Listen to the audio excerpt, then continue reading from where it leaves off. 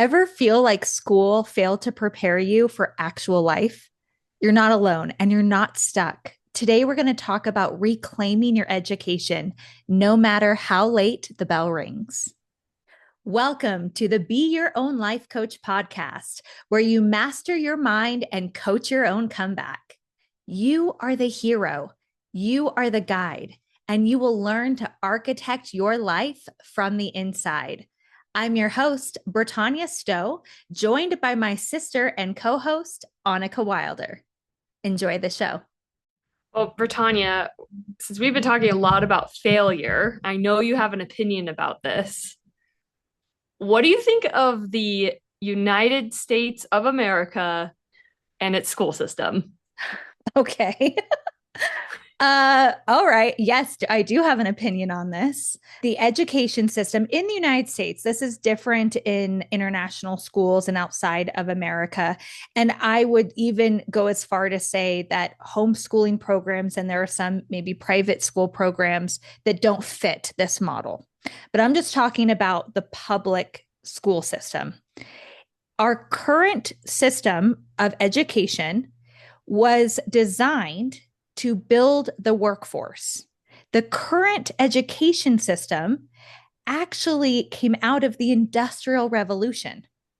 Over 100 years ago is when we started to build a similar curriculum that we actually have today to get us to work faster, to pay taxes faster, and to pay the government faster. So yeah, I remember the first time that I learned that, and I was like, "Are you kidding me?" No wonder I feel like there are so many gaps in my education. Well, let's talk about that some more. So, why do you think that even happened? Like, what is the purpose of that? Like, is it to serve the government? Is it to serve the powers that be? Like, can society function without public school? Like, let's talk about that.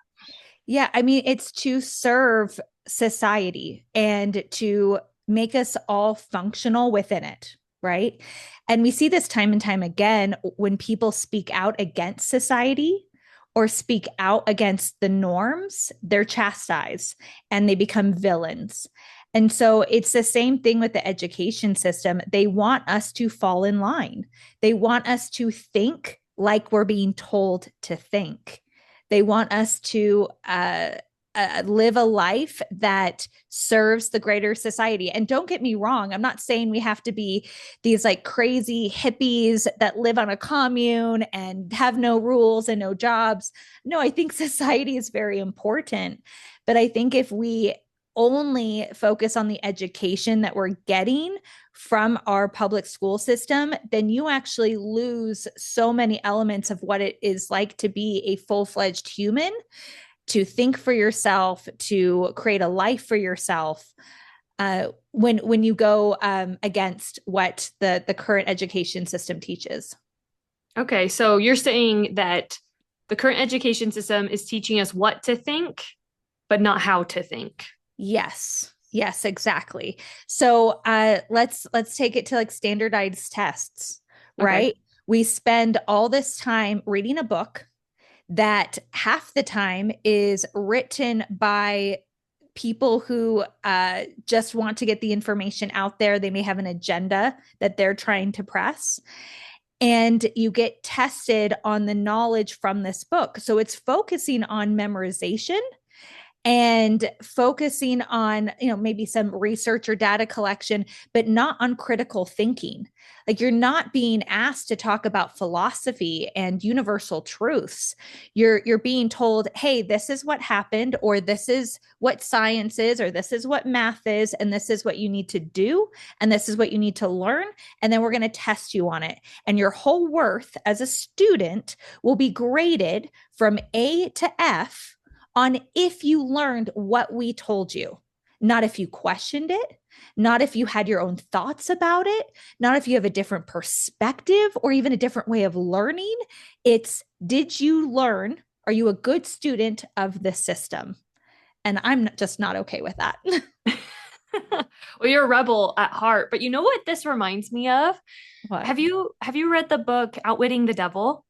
Ah, You know what, Annika? You have brought up this book and it is saved in my Audible account, but no, I have not read it yet. Okay. Well, everyone needs to read this book like every single year. I think everyone should have books that you read once, and then everyone should have books that you read over and over again because you're going to get things out of it differently every time.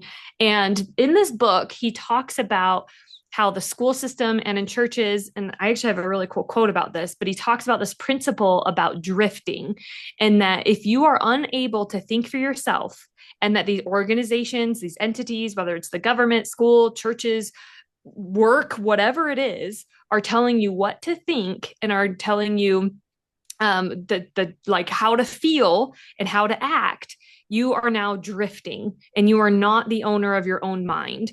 That, and in this book, he kind of says like the devil has you. And it's actually not a Christian book, but it's this idea of like opposition in all things. So there's light and there's dark, there's good and there's bad. And you're basically giving yourself up. You're becoming a drifter when you are allowing other people to control your mind. And then you're not able to think for yourself. It is very difficult to be trained so young at a very young age to not think critically and then to try to reprogram it later. This has happened to me. I remember my husband talking to me about like what emotions am I feeling? And it was happy, sad, angry, annoyed. I couldn't think of, there's like dozens of emotions, like maybe disgust. hundreds of emotions. Yeah. Yeah, I could not think of other words. I was so limited in the way I was thinking and in the way I was feeling because I was always told what to think and what to feel and how to act, especially as women, which we could talk about at some point, that women have a totally different thing. But if you become a drifter, you're no longer the owner of your own mind, and then the devil has you. And this quote, it's so good. I'm going to bring it up because it's so good. So basically it says, the schools begin the job of destroying the capacity for independent thought. The churches complete it. So we can talk about churches later, but this is the beginning. It says schools are the beginning of the job of destroying the capacity of independent thought.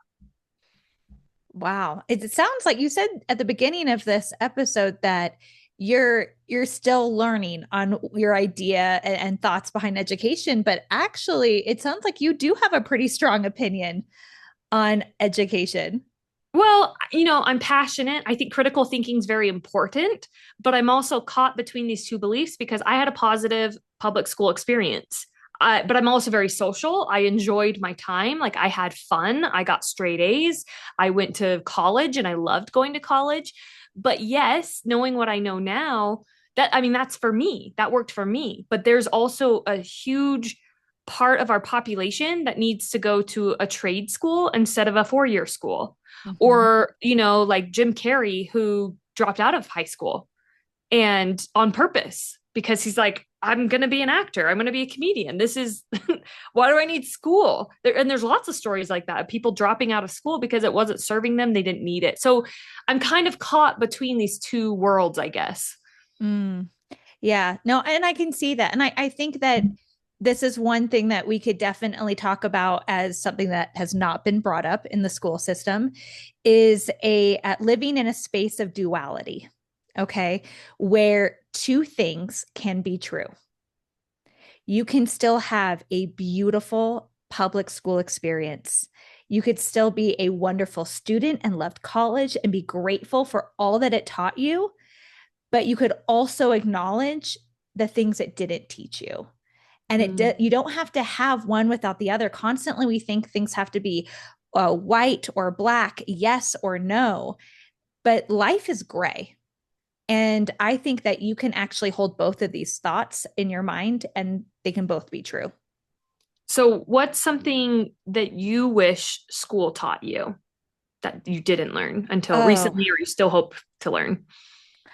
I wish I wish that I had known that the education system was meant to teach me to go into the workforce. And I'm a worker anyways, but it didn't teach me those critical thinking, skills. This actually came up on a women's leadership call earlier today. And one of the things that I wish that school had taught me was about philosophy. Mm. And that there are people who have different schools of thoughts throughout the years, and not just philosophy from the great Greeks or the Romans, but also back east in Asia and China and these other places. I wish there was a little bit more education on the fact that there are different educations and truly different cultures and different ways of looking at the world. um, but again, if we look at our system, the way it's set up is it's to, pass a test, it's to learn, it's to fall in line. And why would they teach me culture? Why would our education system want me to think for myself, to critically think?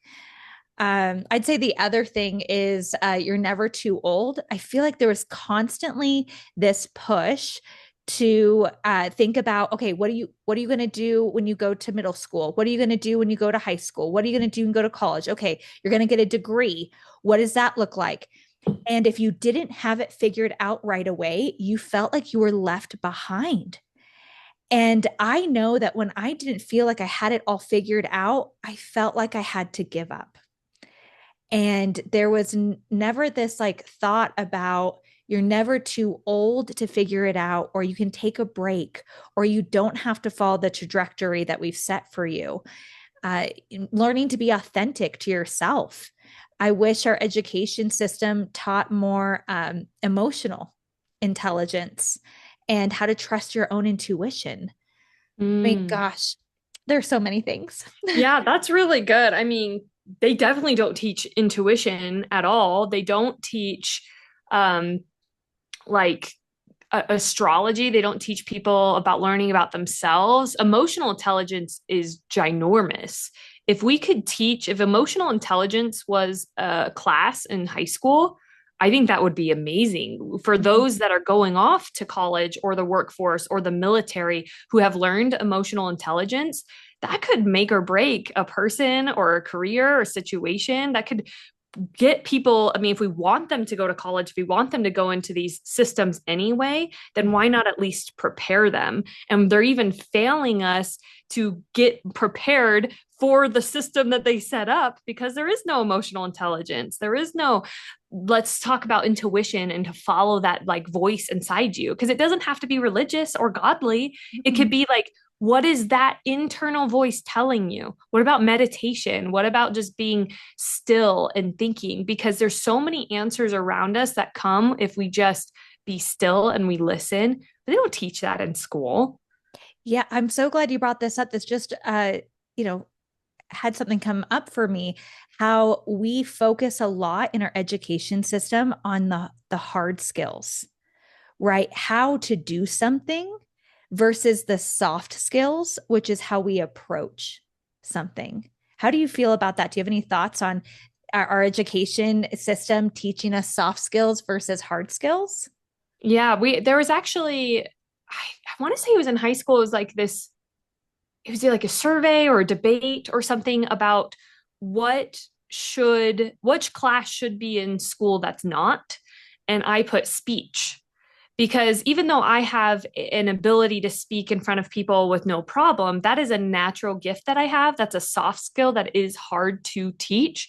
However, if more people who were more introspective or introverted or shy or unable to speak authentically, or even just like Toastmasters, they make you count all your ums and your so's and your like I just said, they would count that. It makes you more self-aware so that you're more clear in your speech. That would be huge if we could teach those types of soft skills instead of just how to use a computer or how to do math. I mean, not everybody, they say some people use math, some people don't. There's plenty of subjects that people do not ever use again in their life. I actually use math a lot as a realtor, and so I'm one of those people that's like, oh, I should have paid attention better. But the soft skills, I wish they taught that. I wish that, those things were more required in school if people choose to bring their kids to public school. Yeah. You know what that also came up is I have another question for you. have you learned anything, or was there a class that you had to take, whether it was elementary, middle, or high school, that was pressed as something that you will always need? You will always have to use this, and it's an important skill to have, and you actually don't use it at all? That's a good question. I have to even think about it. Like biology. Biology is actually one of the most important things that you should learn, but I actually have a huge opinion about this because I'm married to a functional medicine naturopath. So I I think biology is being taught wrong in Mhm. high school. Like I don't need to know how to dissect a frog, but it was good to see like what's inside. I don't know. I don't know. It's a good question. Maybe like the Pythagorean theorem, like in algebra, or is that geometry? See, I don't even know. Like I don't ever use geometry anymore. I don't think. I'd have to But think about. but if you were a roofing contractor, you might. Right. So it depends. So that's why I think that there are people like we have siblings in our own family that would do better in a trade school than a regular school. And there are people, I mean, they're even starting to do it where they have like Hollywood schools where we have a nephew that's in like a video high school or a filmmaking high school because that's the path he wants to go in. And it might not work out for those that go in it in that school, but it also might. And I think it's better to have these like niche specific schools. We have one here in Idaho Falls. I think it's called Elevate Academy, that is specifically to help people go into a trade instead of a 4 year degree, because that's not for everybody. Mhm. I love that. And that has been one of the most positive shifts I've seen in our education system. That all of a sudden we're like, hey, instead of trying to fit all these people into one box and prepare them for a generalized workforce, it's still setting you up for the workforce. Let's be honest. You're still going down a path, whether it's a trade school or to do film, but at least it's more of a specialized path. So let me ask you, as parents and teachers, how do you raise children in this day and age with our current education system? How do you help them become critical thinkers? How do you help guide them in their journey of learning? Oh, this is such a good question. So, not everybody can afford private school. Not everybody gets into charter schools. So, and not everybody has the capacity financially or time wise to homeschool. So, if your kids are in public school, where it's a very much, let me teach you what to think and memorize these facts and memorize these dates and memorize how to say words instead of, spelling it out. What we're implementing with our kids, and they do go to a private school, but this would apply for anybody that, is at a public school and wants to make sure that their kids have critical thinking, is that when your kids ask you a question like, Mom, how does the refrigerator keep things cold? Just like a regular, like elementary kid question. Instead of saying, well, there's electricity and there's the way refrigeration works and the way that cold sinks to the bottom, instead of explaining the physics and how electricity and how refrigeration works, you simply ask, well, what do you think? And you will actually be so surprised as a parent to see how much your kids actually know, because this happens all the time. I'll ask my son Anders, who's about to turn 8. He'll see a quote. We have a quote on our wall that says, you can't change the seasons, but you can change yourself. And he says, Mom, what does that mean? And I said, what do you think? And he said, oh, well, I guess it means like, you can't always control what's going on around you, but you could control like how you feel, what your attitude is. And so like it showed me that he understood what the quote meant. And because we're always talking about attitude. So it's a very, very simple switch. When kids ask you a question, don't give them the answer. It's a little bit more effort on your part because every parent just wants to give the answer.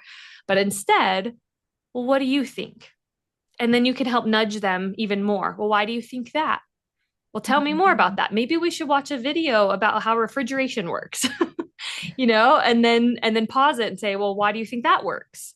And you kind of can nudge them down this path of so that they are feeling empowered to think for themselves. And there was actually a study about this where kids were drawing, a teacher drew a picture of a flower, like a circle in the middle, and then like 5 petals and a stem with 2 leaves. And they said, this is what we're drawing today. And then all the kids drew the picture. And then they did that like over and over and over, to the point that then the next time they did this, they gave a blank piece of paper with no direction and said, draw a picture. And all the kids were like, well, what do we draw? And they're like, you can draw anything you want, anything in the world. And they had no promptings. They didn't even say flowers, plants, people. They didn't say anything. They said, you can draw anything, blank canvas. And you know what they all drew? A flower. A flower. Yep. Exactly. Because when you are taught there is one way to think, you're going to stay down that track. There, it's like grooves in a record. And the more you repeat it and the more you deepen those grooves, the easier it is to fall into that way of thinking. Exactly. So if somebody, Britannia, if somebody like you and I are just like hearing this podcast or discovering for the first time, like, oh my gosh, there's something wrong with our education system. The education system is failing us in so many ways. They're not teaching us how to be critical thinkers. How can like regular adults like you and me coach ourselves to become critical thinkers, or to get out? I mean, I guess this is a multifaceted question, but to become critical thinkers, but then also to wrap our head around the failure of education, and how to handle that and maybe not be stuck on that. Yeah. So there's a few things that you can do. One of the things that I will always say, and this is my answer, it's like my primary answer, stay curious. So whether that mean that you start to seek out information outside of your current group of friends or your current social media or even news platform, stay curious. By allowing yourself to be exposed to other ways of thinking, pick up a philosophy book, right? This will allow your brain to understand that there's more to know. So, first, expose yourself. But I would also ask yourself some questions. With being a life coach and coaching yourself, it's a lot about reflection and asking yourself questions. And so one of the questions I would have you, either sit down and write down or say out loud is, do I hold a belief about learning that no longer serves me? And just sit with that. Do I think I'm dumb? Maybe you're dyslexic. Maybe you learn a little. I'm dyslexic, actually. A lot of people don't know that. I'm dyslexic. And I used to think that I was dumb.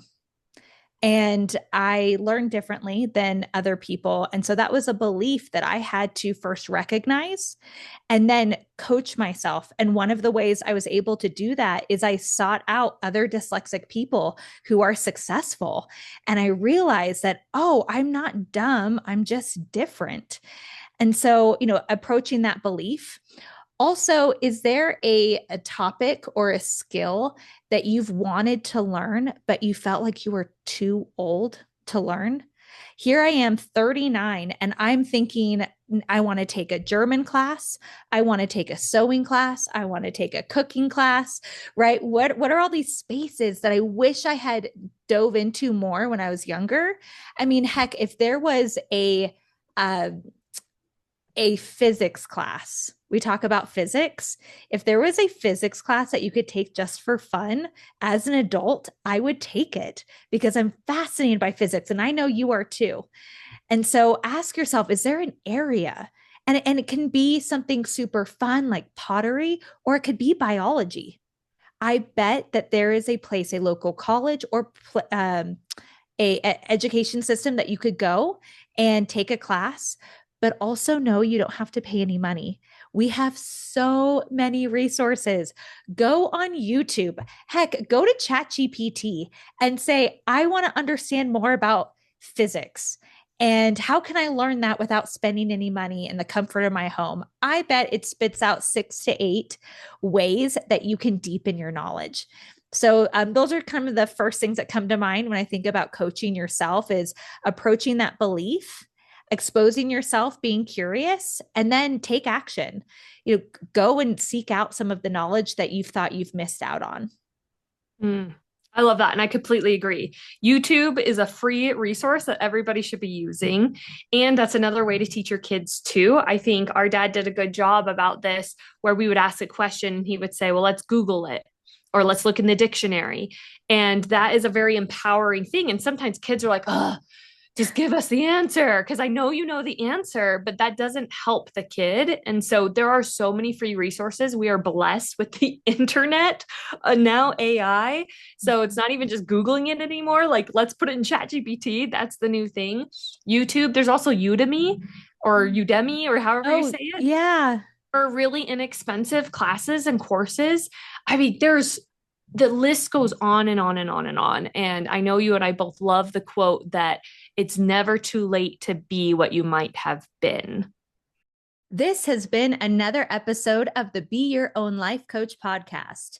If you found value in today's conversation, subscribe and share the love. And remember the teachings of Lao Tzu. When I let go of what I am, I become what I might be. Until next time, trust yourself, take the wisdom, take the breath, and take the next step.